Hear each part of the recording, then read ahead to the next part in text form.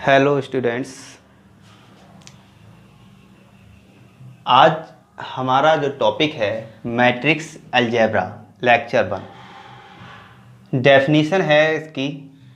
अब किसी मैट्रिक्स के लिए अगर हम इसकी डेफिनीशन के बारे में बात करें तो a system of M N number arrange in the form of a rectangularly system having M horizontal lines called row and n vertical lines called column in the matrix।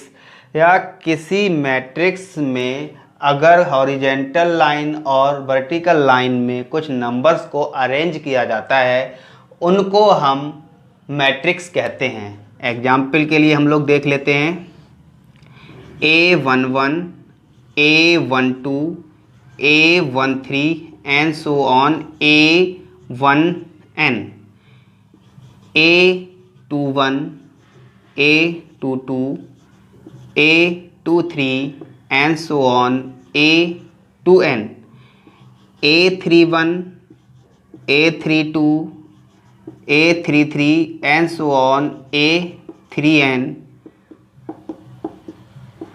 and so on AM1, AM2, AM3 and so on AMN।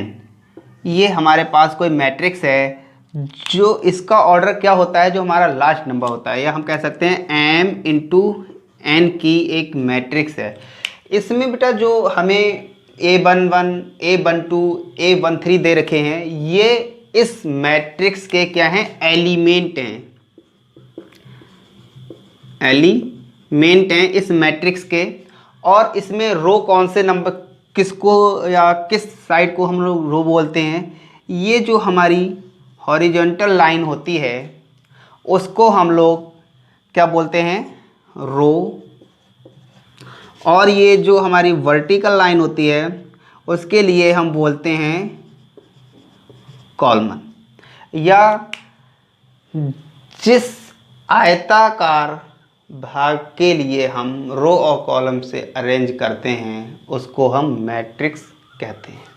Generally हम लोग matrix को capital letters में represent करते हैं, जैसे capital A, capital V, capital C, etc कुछ भी हो सकता है। बेटा इसमें एक चीज़ और बताई गई है, जो 1 1 लगा हुआ है A के साथ में, 2 2 लगा हुआ है, 3 2, ये सारे इसके पोजीशन होती हैं। ये जो होती हैं कि इनकी ये पोजीशन को रिप्रेजेंट करता है। एग्जाम्पल के लिए मैं देखूं, मुझसे कहा जाए, मुझे कुछ नंबर्स दिए गए हैं, जैसे A11 दे दिया गया है, A12 दिया गया है, A21 दिया गया है, A22। हमारे पास मुझे 4 एलिमेंट दिए गए हैं।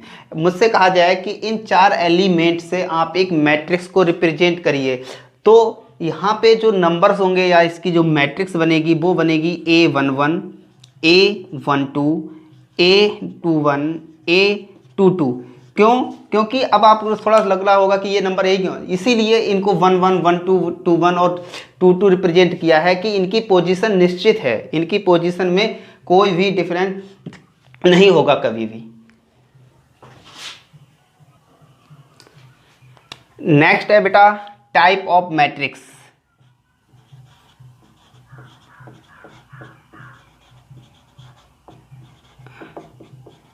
मैट्रिक्स के प्रकार। मैट्रिक्स कितने प्रकार की होती हैं, देखिए सबसे पहले हम लोग देखते हैं रो मैट्रिक्स।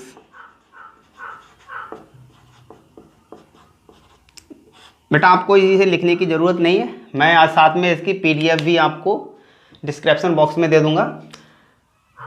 रो मैट्रिक्स कौन सी होती है, वह मैट्रिक्स जिसमें केवल एक रो होती है, रो मैट्रिक्स कहलाती है।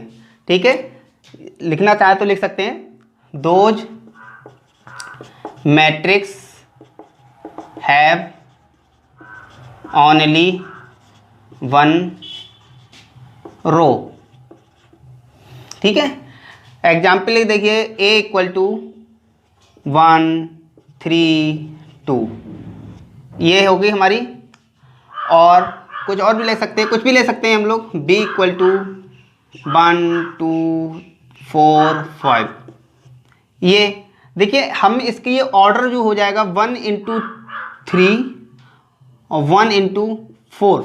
जो बेटा फर्स्ट ऑर्डर जो रिप्रेजेंट करता है वो करता है रो के लिए रिप्रेजेंट, सेकंड ऑर्डर कॉलमन को रिप्रेजेंट करता है। ठीक है, समझ में आ गया होगा। नेक्स्ट है हमारा कॉलमन मैट्रिक्स।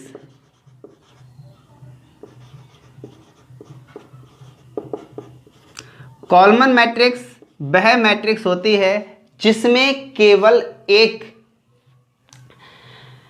कॉलम होता है। ठीक है, ओनली वन कॉलमन। ठीक है, एग्जाम्पल के लिए देख लीजिए, ए इक्वल टू 1 3 4। अगर हम इसकी बात करें तो ये हो जाएगा 3 इंटू 1 ऑर्डर की एक मैट्रिक्स बन जाएगी। और भी कोई एग्जाम्पल ले रहे हैं हम लोग, 1 2, ये हो जाएगा 2 इंटू 1। केवल इसमें एक ही कॉलम है। नेक्स्ट हमारे पास है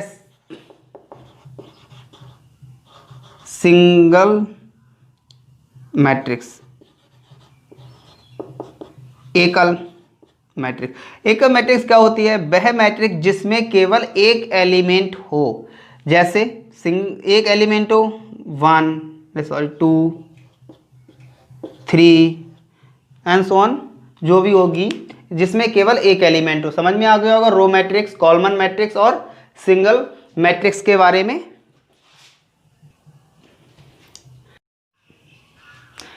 नेक्स्ट है बेटा स्क्वायर मैट्रिक्स।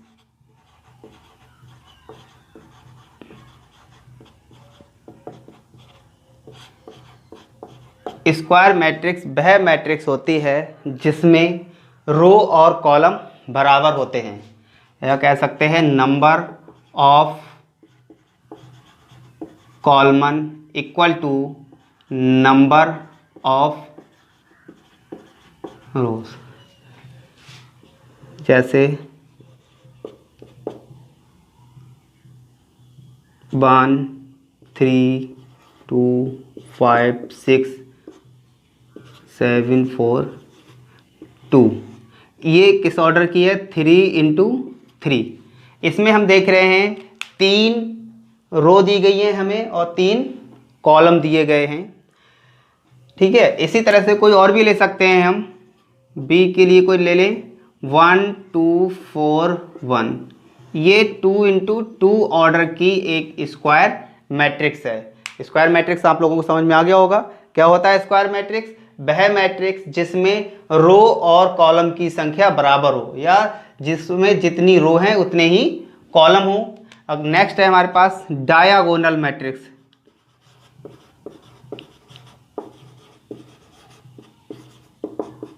देखिए बेटा, डायगोनल हमेशा स्क्वायर मैट्रिक्स में बनेंगे। ये मैट्रिक्स के लिए कंडीशन है कि डायगोनल हमेशा स्क्वायर मैट्रिक्स में ही बनेंगे। इसकी जो डेफिनेशन होगी वो क्या होगी? वह स्क्वायर मैट्रिक्स जिसमें डायगोनल के अप और डाउन, यानी कि डायगोनल के अलावा बाकी सारे एलिमेंट्स 0 होंगे। देखिए क्या होगी, एग्जाम्पल के लिए हम लोग ले रहे हैं 1 0 0 0 4 0 0 0 3। ये एक डायगोनल हम लोग देख रहे हैं कि ये डायगोनल है। इस डायगोनल के अलावा बाकी सारे एलिमेंट क्या हैं? 0 हैं। इसी को हम लिख सकते हैं डायगोनल 1 4 3। अगर हमें केवल इतना दे दिया जाए डायगोनल 1 4 3, हमसे कहा जाए एक मैट्रिक्स बनाइए, तो हम उससे ये मैट्रिक्स बना सकते हैं, डायगोनल मैट्रिक्स। इसी में होगा एक यूनिटी मैट्रिक्स। यूनिटी मैट्रिक्स और आइडेंटिटी मैट्रिक्स। यूनिट मैट्रिक्स या आइडेंटिटी मैट्रिक्स वह स्क्वायर मैट्रिक्स वह डायगोनल मैट्रिक्स जिसमें सारे डायगोनल एलिमेंट 1 हो। समझ में आ गया बेटा? वह डायगोनल मैट्रिक्स जिसमें सारे डायगोनल एलिमेंट 1 हो।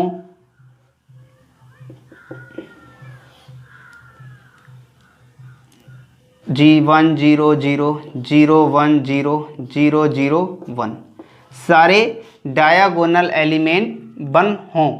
इसी को हम और लिख सकते हैं I3। अगर हम इसको I3 लिख देंगे तब भी इसका मतलब यही हो गया कि जो मैट्रिक्स दी गई है वो हमें एक स्क्वायर मैट्रिक्स है और एक आइडेंटिटी मैट्रिक्स है।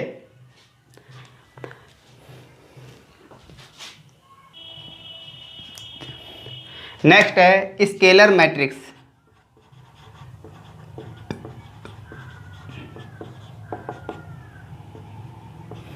स्केलर मैट्रिक्स वह डायगोनल मैट्रिक्स जिसके डायगोनल एलिमेंट सेम हो। जैसे A0 0 0 A0 0 0 A जिसके सारे डायगोनल एलिमेंट सेम हो। A not equal to 1। A जो होगा वो 1 के बराबर नहीं होगा। क्यों? क्योंकि अगर ये 1 के बराबर हो जाएगा तो ये आइडेंटिटी मैट्रिक्स बन जाएगी। नेक्स्ट है हमारे पास रेक्टेंगुलर मैट्रिक्स। रेक्टेंगुलर मैट्रिक्स वह मैट्रिक्स जिसमें रो और कॉलम बराबर ना हो। यानी कि इसमें हो सकता है number of row not equal to number of column. क्या हो सकता है? 1 2 3 4 1 0 3 2 5 6 7 9। ये रेक्टेंगुलर है क्योंकि इसमें हमें 1 2 3 4 कॉलम दे रखे गए हैं और 3, यानी कि ये 3 इंटू 4 की एक मैट्रिक्स है। अगर ये 3 इंटू 3 या 4 इंटू 4 की होती तो स्क्वायर थे। हमने पहले ही इसमें बता दिया गया था number of row not equal to number of column. Next होता है बेटा triangular matrix.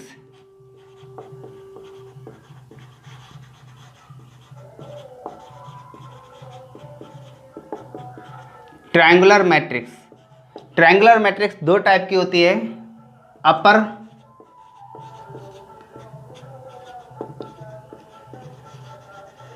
Triangular matrix. Upper triangular matrix वह matrix upper triangular matrix a square matrix in which all the leading below the diagonal are 0। या हम कह सकते हैं कि वह अपर ट्रायंगुलर मैट्रिक्स वह मैट्रिक्स होती है जिसमें डायगोनल के नीचे के जो एलिमेंट्स होते हैं वो 0 होते हैं। एग्जाम्पल के लिए हम लोग देख लेते हैं ट्रायंगुलर मैट्रिक्स क्या होती है। A11 A12 A13 0 A22 A23 0 0 A33। ये एक अपर ट्रायंगुलर मैट्रिक्स है। इसमें बताया गया था कि जो डायगोनल होते हैं उसके नीचे के जो एलिमेंट्स होते हैं वो 0 के बराबर होते हैं। इसी तरह से होगा lower triangular matrix. Lower triangular matrix वह मैट्रिक्स जिसमें डायगोनल से ऊपर के एलिमेंट्स 0 होते हैं। एग्जाम्पल ले सकते हैं हम लोग A11 0 0 A12 A21 A22 0 A31 A32 A33 3 3। इसमें हम देख रहे हैं कि जो हमारा मेन डायगोनल है उससे ऊपर के जो नंबर्स हैं वो 0 हैं। एक लास्ट है नल मैट्रिक्स और 0 मैट्रिक्स। नल मैट्रिक्स और 0 मैट्रिक्स क्या होता है? वह मैट्रिक्स जिसके सारे एलिमेंट 0 हों नल मैट्रिक्स या 0 मैट्रिक्स कहलाती है। एग्जाम्पल के लिए देख लें, A 0 0 0 0 0 0 0 0 0। इसी को हम 0 भी कह सकते हैं और इसे हम 0 भी लिख सकते हैं। आज के लिए इतना ही है, बाकी हम लोग इसके ऑपरेशन के बारे में नेक्स्ट लेक्चर में पढ़ेंगे। Thank you.